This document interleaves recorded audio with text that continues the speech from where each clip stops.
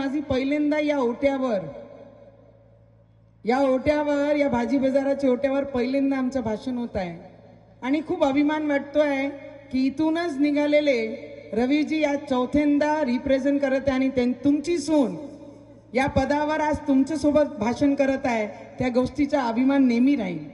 मी यावेळीच या प्रभागात याच्यासाठी तुम्हाला विनंती करायला आली आहे की बरेचसे लोक या मतदारसंघाचे जे आमदार आहे, जेव्हा ओबीसी येते आणि दुसरे मतदारसंघामध्ये जाऊन अजितदादांवर टीका करते आणि सांगते असे 56 अजितदादांना मी जेबमध्ये घेऊन फिरतो आणि इकडचे आमदारचे मिस्टर म्हणतात की मी अजितदादाचा राईट हँड आहे आणि लेफ्ट हँड आहे।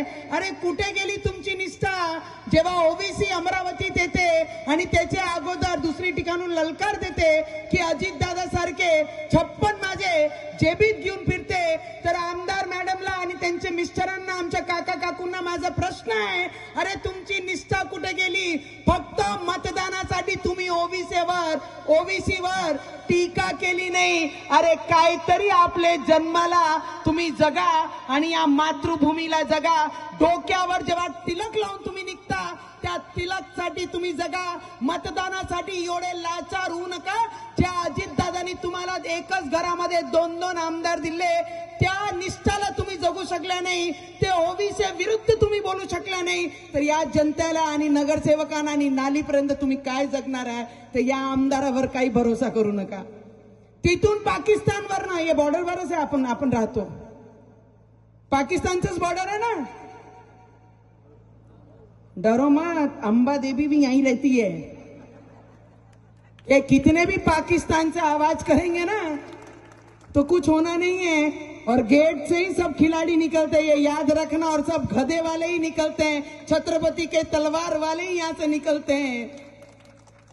आणि त्या पाकिस्तान वरना आवाज येते, इस बार तो बोले महापौर हमारा ही बनेगा। कौन बोलते हैं? पाकिस्तान से।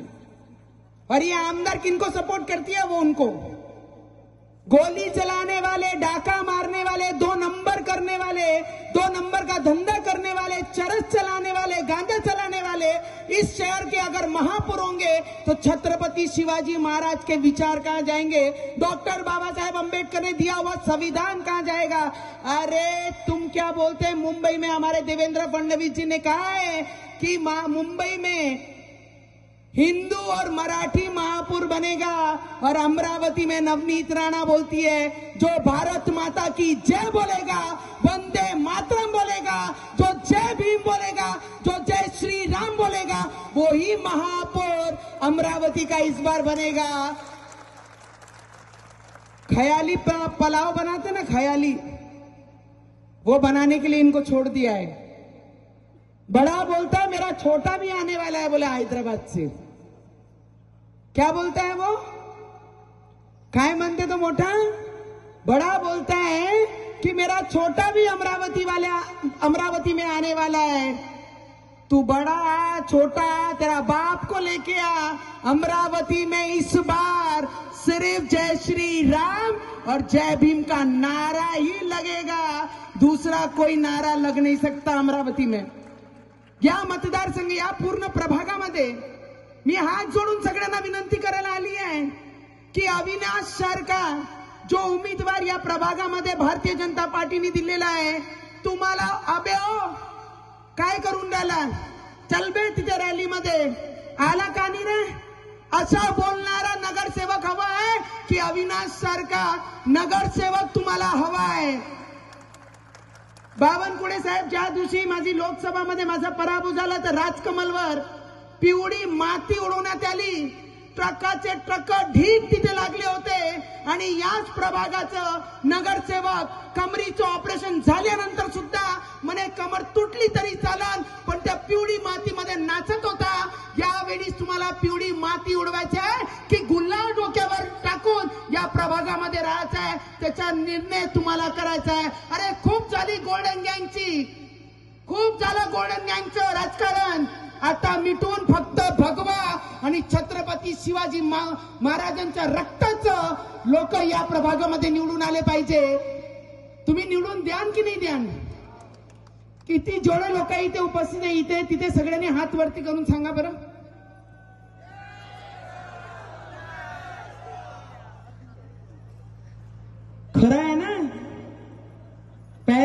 पटकनी द्यायची की नाही द्यायची आहे? मी तुम्हाला शब्द देते की आमचे बावनकुळे साहेब आपल्याला विनंती करते, हा सगळ्यात जुना परिसर आहे आणि हे लोक काँग्रेसला मदत करणारे लोक आहे, पिवळी माती सोबत जगणारे लोक आहे आणि आम्हाला भगवाचं व्यक्ती नगरसेवक या प्रभागामध्ये पाहिजे आणि हे सगळे चारीचे चारी निवडून तुम्ही जर दिले तर या प्रभागाचे प्रत्येक गल्लीमध्ये येण्यासाठी आणि जाण्यासाठी महिलांची सुरक्षासाठी सीसीटीव्ही कॅमेरे फुटेज लावण्यासाठी सीसीटीव्ही आपण आपली सरकारला विनंती करून की माझी आई बहीण माझी बहीण जर रात्री बेरात्री कुठूनही आली तर तिची सिक्युरिटी तिचे पाठीशी म्हणजे सीसीटीव्ही कॅमेरा लागले पाहिजे. त्याकरिता मी बावनकुळे साहेबांना विनंती करताय. या पूर्ण प्रभागामध्ये गेल्या काही वर्षांपासून आपल्या महानगरपालिकाचे इलेक्शन नाही झाले म्हणून बरेचशे महिला आमच्या पुरुष तर चालले जातात कामावर, महिलांनाच गंदगीचा सामना करावा लागत होता. मी तुम्हाला सांगाल की येणाऱ्या भविष्यामध्ये भारतीय जनता पार्टीच्या महापौर बनल्यानंतर या पूर्ण शहराची साफसफाई इंदोर सारखे शहरासारखा नाव माझी अमरावतीचा होईल एवढी शब्द मी तुम्हाला देऊन जाते. इथे भरपूर चालणार आहे. पहिले या प्रभागामध्ये काय करतात, घर तोडण्यासाठी नोटिसा पाठवतात. जे इकडचे नगरसेवक आहे त्यांचा धंदा कसा झाला मी तुम्हाला सांगते. पहिले घर कोणाचं बांधकाम झालं तर त्यांना महानगरपालिकातून नोटिसा पाठवतात, मग त्या नोटीसच्या विरुद्ध ते येतात आणि उभे राहतात आणि कुटुंबाला सांगते मी तुमचं घर वाचवलं, कोणी तुमच्या घराला हात लावणार नाही. असे गुंड्यांना आता थांबवा लागेल आणि प्रामाणिक कार्यकर्त्यांना या प्रभागामध्ये निवडून आणा लागेल. फक्त इलेक्शन म्हणून नाही, जे लोक म्हणतात की तिकडच्या पाकिस्तानचा महापौर आणि उपमहापौर येईन त्यांना सगळ्यांना यावेळीच आपल्याला थांबवायचं आहे. या पूर्ण प्रभागा पूर्ण मतदारसंघामध्ये आमचे बावनकुळे साहेब पालकमंत्री आहे, भरभरून पैसे देत आहे आमच्या मुलांच्या शिक्षणाकरिता. आमची शहर स्वच्छ राहिली पाहिजे. आमच्या शहरामध्ये एकही ओपन स्पेस गार्डन नाही झाला त्याला गार्डन करू, लहान मुलांना खेळण्यासाठी खेळणी देऊ, मंदिरं करू, सभागृह करू, विहार बांधू, छत्रपती शिवाजी महाराजांचे पुतळे उभा करू.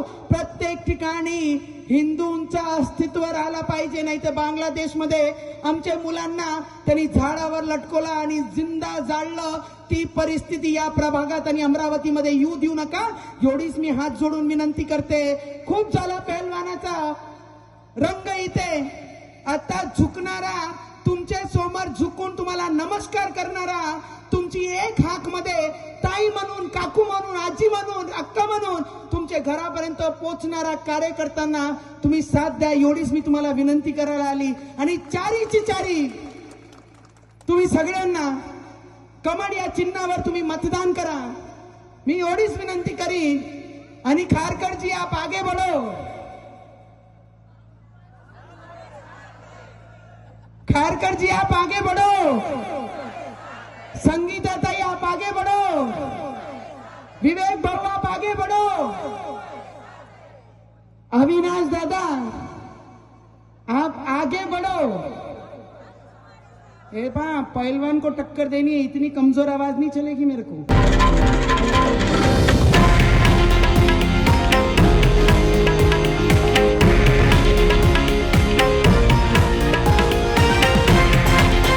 हे आहे देशातील नंबर 1 न्यूज नेटवर्क आणि आपण पाहत आहात TV9 मराठी, एकमेव.